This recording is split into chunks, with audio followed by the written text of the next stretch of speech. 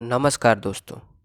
आज हम डिस्कस करने वाले हैं the difference between separation of power and division of power, अर्थात शक्तियों का विभाजन और शक्तियों का बंटवारा।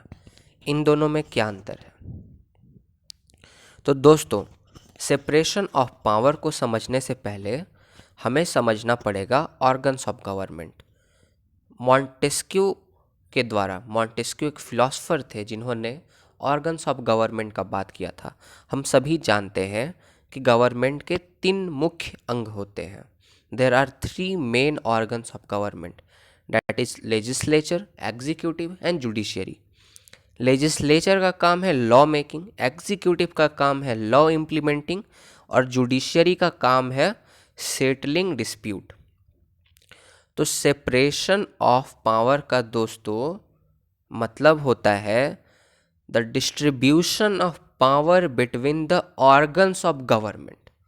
जब हम सरकार के अंगों के बीच शक्तियों का बंटवारा करते हैं तो उसे हम सेपरेशन ऑफ पावर कहते हैं, उसे हम शक्ति का विभाजन कहते हैं।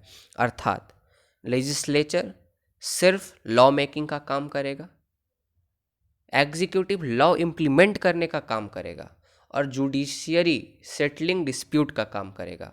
अर्थात जुडिशियरी को कोई अधिकार नहीं दिया गया कि वह कानून बनाए और उसे लागू करे। अर्थात एग्जीक्यूटिव को अधिकार नहीं दिया गया कि वह डिस्प्यूट को सेटल करे और कानून बनाए। उसी प्रकार लेजिस्लेचर को अधिकार नहीं दिया गया कि वह कानून को इम्प्लीमेंट करे और डिस्प्यूट को सेट करे। अर्थात जो भी काम जिस ऑर्गन के होते हैं उसे वही ऑर्गन करेगी। This is called the separation of power. इसका मतलब शक्तियों का बंटवारा सरकार के अंगों के बीच में। जब हम सरकार के अंगों के बीच में पावर को डिस्ट्रीब्यूट करते हैं तो उसे हम सेपरेशन ऑफ पावर कहते हैं। दोस्तों, अगला कॉन्सेप्ट है डिवीजन ऑफ पावर। तो डिवीज़न ऑफ पावर को समझने से पहले हमें लेवल्स ऑफ गवर्नमेंट समझना पड़ेगा।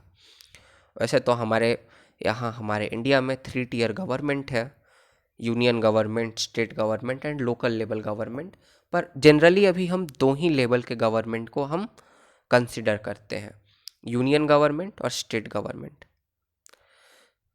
और जब हम डिवीज़न ऑफ पावर की बात करें तो डिवीज़न ऑफ पावर में क्या होता है? Distribution of power between the levels of government. हम क्या बात कर रहे हैं?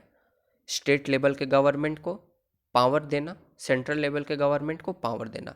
तो स्टेट और सेंट्रल लेवल दोनों गवर्नमेंट के बीच में पावर का बंटवारा है, शक्तियों का बंटवारा है, जो कि 3 लिस्ट के द्वारा किया गया है, 3 सूची के द्वारा किया गया है।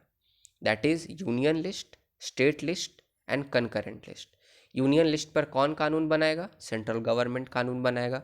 स्टेट लिस्ट पर कौन कानून बनाएगा? स्टेट गवर्नमेंट कानून बनाएगा। और कंकरेंट पर दोनों बना सकते हैं। तो दोस्तों, जब हम लोग डिस्ट्रीब्यूशन ऑफ पावर करते हैं between the organs of government, अर्थात लेजिस्लेचर, एग्जीक्यूटिव एंड जुडिशियरी, तब उसे हम सेपरेशन ऑफ पावर कहते हैं।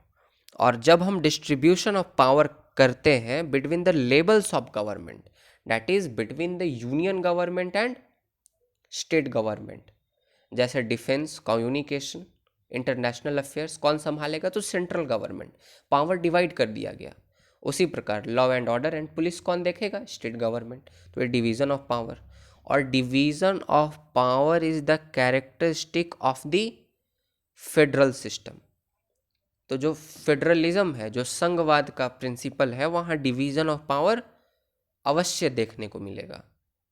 तो सेपरेशन ऑफ पावर और डिवीजन ऑफ पावर में ये भी अंतर है कि डिवीजन ऑफ पावर सिर्फ और सिर्फ फेडरल स्ट्रक्चर जिस कंट्री में मौजूद हो, संघवाद का ढांचा जहाँ मौजूद है, वहीं देखने को मिलेगा। और सेपरेशन ऑफ पावर कहीं भी हो सकता है। वो आपको एक यूनिटरी फॉर्म ऑफ गवर्नमेंट में भी हो सकता है और फेडरल फॉर्म ऑफ गवर्नमेंट में भी हो सकता है। जैसे हमारे यहाँ फेडरल गवर्नमेंट है, यहाँ भी सेपरेशन ऑफ पावर है। अमेरिका में फेडरल गवर्नमेंट है, वहाँ भी सेपरेशन ऑफ पावर है। और Britain unitary form of government है वहाँ भी सेपरेशन ऑफ पावर है। तो दोस्तों, division of power is nothing but the federalism, हम इसे ऐसे भी समझ सकते हैं। तो मुझे उम्मीद है आपको ये कॉन्सेप्ट समझ में आया होगा। अगर आपको ये वीडियो अच्छा लगा तो इसे लाइक करें, शेयर करें, सब्सक्राइब करें मेरे चैनल को। दोस्तों, बहुत मेहनत लगती है वीडियो बनाने में, इसीलिए मुझे इंसेंटिव मिलता रहे। मैं आपसे फिर से रिक्वेस्ट करता हूँ मेरे चैनल को सब्सक्राइब जरूर करें। धन्यवाद।